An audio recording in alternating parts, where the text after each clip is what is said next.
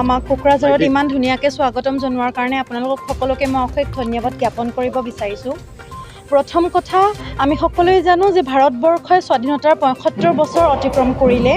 তাৰ উপলক্ষে আমাৰ স্বনামধন্য ভাৰতবৰ্ষৰ প্ৰধানমন্ত্ৰী নৰেন্দ্ৰ মোদী ডাঙৰীয়াই আজাদী কা অমৃত মহোৎসৱ মনাবলৈ কৈছিলে, সকলোকে উদযাপন কৰিবলৈ কৈছিলে। আৰু আমেজিং নমস্তে বুলি এটা NGO নন গভৰ্ণমেণ্ট অৰ্গেনাইজেশ্যন এটাই north east amazing north stock দেখুৱাবলৈ এটা নৰ্থ ইষ্ট অন হুইল বুলি বাইকৰ ৰাইডিঙৰ এটা প্ৰগ্ৰাম অৰ্গেনাইজ কৰিলে। আৰু আমি সেই উপলক্ষে আজি আহি কোকৰাঝাৰত উপস্থিত হৈছোঁ।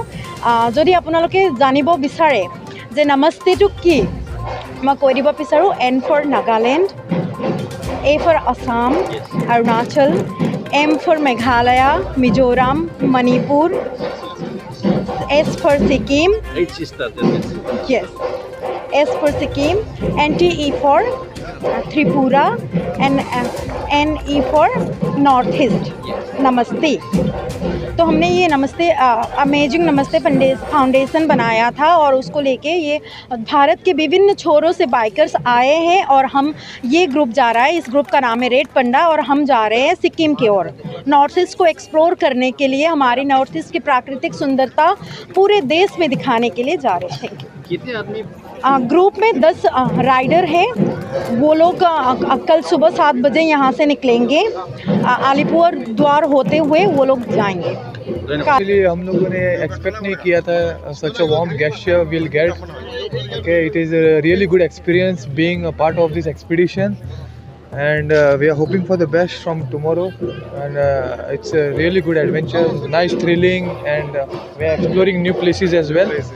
Yeah, so thank you very much from the Assam Tourism and all the team members. Yes, bड'ल tourism. Yes. Thank you. Thank you. Go Ladakh and other places.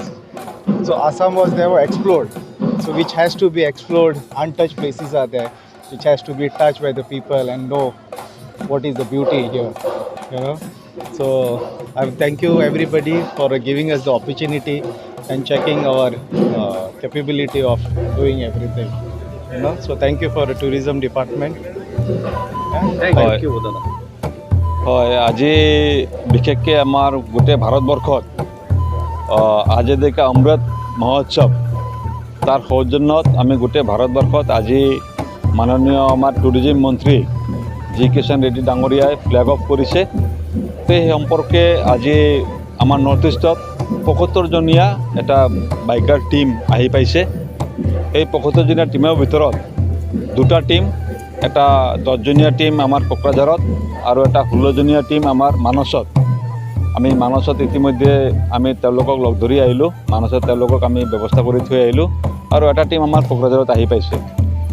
তো দুটা টীমে বিশেষকৈ আমাৰ বিটিআৰ অঞ্চলত তেওঁলোকে অহাকালিৰ পৰা আমাৰ বিটিআৰ অঞ্চলৰ গোটেইকেইটা ডিষ্ট্ৰিক্ট তেওঁলোকে পৰিভ্ৰমণ কৰিব। কোকৰাঝাৰৰ টীমটো আমাৰ কোকৰাঝাৰৰ পৰা তেওঁলোকে বিটিআৰ এইখিনি আমাৰ লোৱাৰ যিখিনি পাৰ্ট আছে তেওঁলোকে গোসাইগাঁও হৈ এনেকুৱাকৈ তেওঁলোকে ছিকিমলৈ ওলাই যাব। আৰু যিটো টীম আমাৰ মানসত আছে তেওঁলোকে মানসৰ পৰা গোটেই আমাৰ বাক্সা, তামোলপুৰ, ওদালগুৰি হৈ তেওঁলোকে অৰুণাচললৈ ওলাই যাব।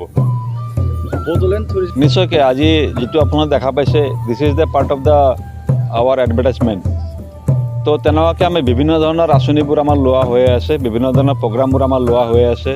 ইতিমধ্যে আপোনালোকে গম পায় অহা 12, 13 আৰু 14 তাৰিখে বাওকংগী ফেষ্টিভেল আমাৰ হ'বলৈ গৈ আছে।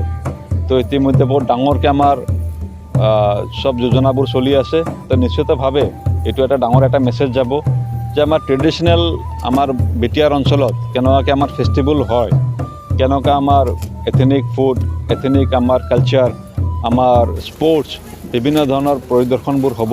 তো নিশ্চিতভাৱে এইবোৰ লাহে লাহে আমাৰ বিভিন্ন জেগাৰ মানুহ মাজত বিয়পি যাব। ইমান দিন আগলৈকে এইখিনি আমাৰ আউট অফ বিটিআৰ মানুহে গম পোৱা নাছিল, এতিয়া আমাৰ বিটিআৰৰ মানুহে গম পোৱা আৰম্ভ হৈছে। এতিয়া বাইকাৰবোৰ বিভিন্ন ভাৰতৰ বিভিন্ন অঞ্চলৰ পৰা আহিছে, তেওঁলোকে এটা মেছেজ লৈ যাব। তেনেকুৱা ধৰণে আমাৰ এই অঞ্চলৰ আমাৰ যিটো পৰিৱেশ আছে, আমাৰ যিটো টুৰিজমৰ পটেঞ্চিয়েল আছে, তেওঁলোকৰ জৰিয়তে আমাৰ এইটো প্ৰমোট হ'ব।